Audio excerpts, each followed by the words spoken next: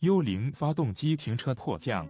美国空军一架 B-2型幽灵式隐形战略轰炸机，23日凌晨在飞行中出现紧急状况，在美国科罗拉多州斯普林斯市机场安全降落。美国媒体援引上传社交网站的机场指挥塔录音报道，这架造价12亿美元的战机遭遇发动机空中停车，赞助商链接未受伤。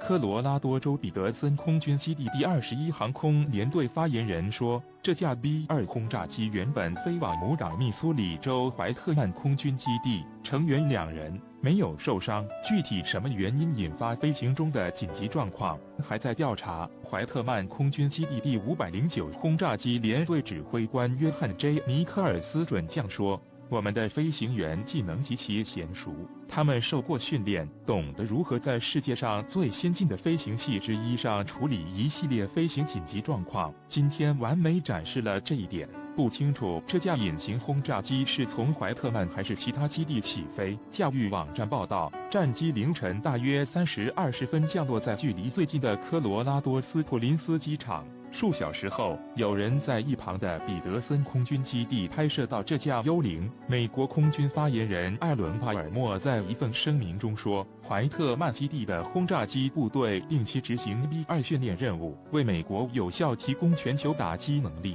这次训练时，战机没有携带任何武器。B-2是世界上现有唯一隐形轰炸机。据制造商诺斯罗普格鲁曼公司介绍，可以在没有空中加油的情况下飞行1万多公里。美国空军说，这型轰炸机可以携带超过8吨弹药。美国空军现有大约20架幽灵。赞助商链接遇故障。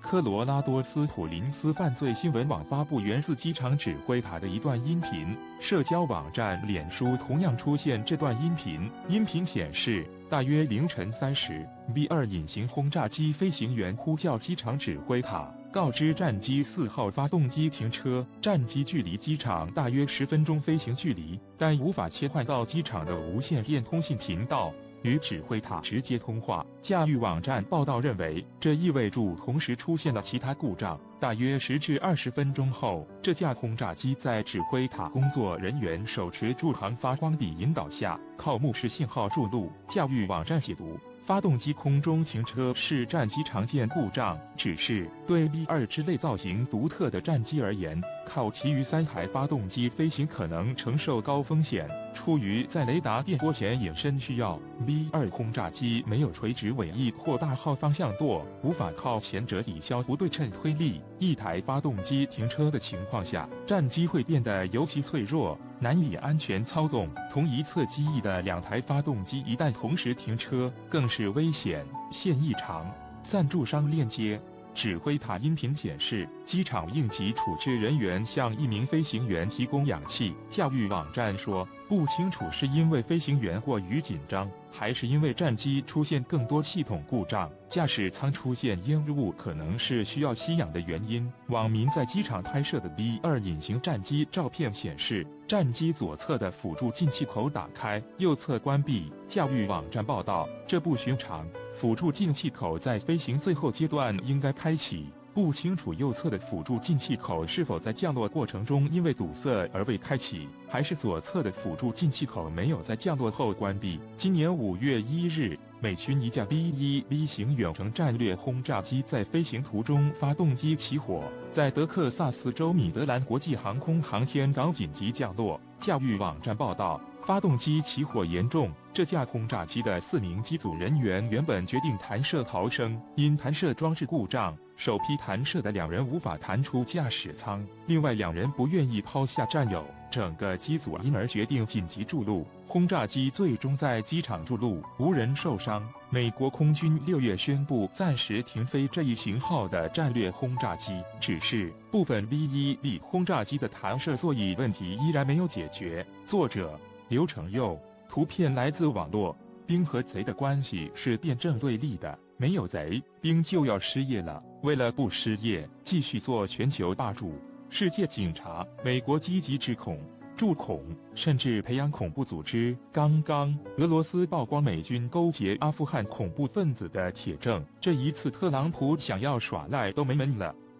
据俄罗斯卫星通讯社10月18日的报道，阿富汗喀布尔高层的消息人士暗示，美军竟然使用直升机向伊斯兰国及其关系密切的塔利班组织提供武器。消息人士表示，虽然这些运输武器弹药的直升机没有标识，但可以猜到它们属于谁，因为美国控制着阿富汗的领空，不经美国同意，一只苍蝇也别想飞进来。因此，这些向恐怖分子运输武器的直升机属于谁已经是呼之欲出。消息人士称，美国企图在阿富汗北部散播战争和混乱了，因为美国担心自己失去在边境地区的影响力。事实上，关于美国向阿富汗境内恐怖组织输送弹药的情况一直存在。2017年11月份，俄罗斯外交部发言人援引费尔干纳通讯社的报道，指出驻阿富汗的美军和北约部队向阿北部的伊斯兰国组织提供庇护与支持，包括用不明直升机运送武装分子以及武器供应等。而今年3月份，阿拉伯叙利亚通讯社报道，美军3架直升机带走了4名伊斯兰国头目，去向不明。而就在10月7日，媒体报道美军再次从叙东部戴尔祖尔省运走伊斯兰国组织成员。难以想象，美国作为反恐大户，在全球反恐最积极的国家，居然是恐怖组织身后最大的庄家。如果这些事实只能证明美国想要利用恐怖分子，那么翻看一下伊斯兰国的发家史，就可以看到，在这些脓包之下，美国疯狂培植的病毒和细菌。伊斯兰国的前身是异神论和圣战组织，2006年才决定建立政教合一的伊斯兰国，现在的领导人是巴格达迪。2005年，巴格达迪被美军俘虏。2009年，美军突然释放了他。第2年，伊斯兰国领导人马斯里就被美军并顶清除，然后巴格达迪就控制了臭名昭著的伊斯兰国。巴格达迪上位之快，释放的时间之精准，让人匪夷所思，且没有任何理由可以解释美国为何要释放巴格达迪。现在的巴格达迪被美国称为新本拉登，但这个杀人魔王却是美国无理由释放出来的。联系美国和巴格达迪的诡异关系，以及美国频繁向伊斯兰国运送武器、人员，美国和伊斯兰国这个全球最大恐怖组织的关系还不清楚吗？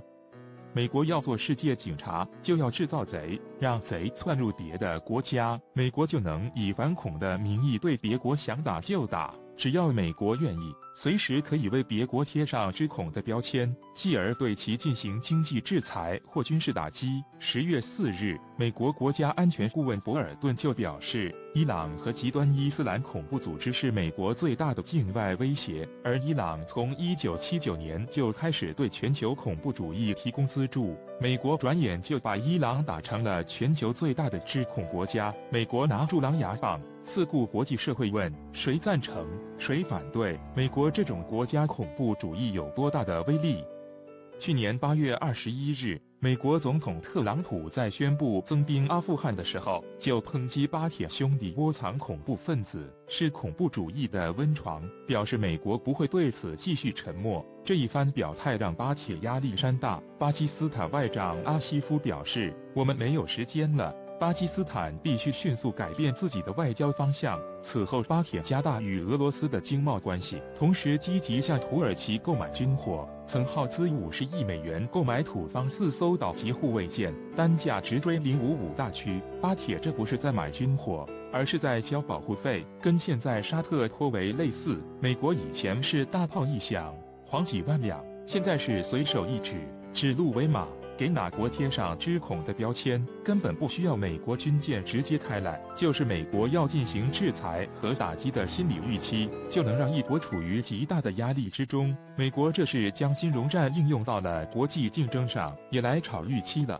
最近美国加大对沙特的勒索，要求沙特提供更多的保护费，就是为了在叙利亚反恐。没有恐怖分子怎么办？美国来批量生产。阿富汗的反恐战争打了17年，看来叙利亚也要打个10几年。人权、人道、正义，美国倡导的一切全都被自己践踏在脚下，只有白痴才相信美国这一套。美国以前是大炮一响，黄几万两，现在是随手一指，指鹿为马。给哪国贴上知恐的标签，根本不需要美国军舰直接开来，就是美国要进行制裁和打击的心理预期，就能让一国处于极大的压力之中。美国这是将金融战应用到了国际竞争上，也来炒预期了。最近美国加大对沙特的勒索，要求沙特提供更多的保护费，就是为了在叙利亚反恐。没有恐怖分子怎么办？美国来批量生产。阿富汗的反恐战争打了17年，看来叙利亚也要打个10几年。人权、人道、正义，美国倡导的一切全都被自己践踏在脚下，只有白痴才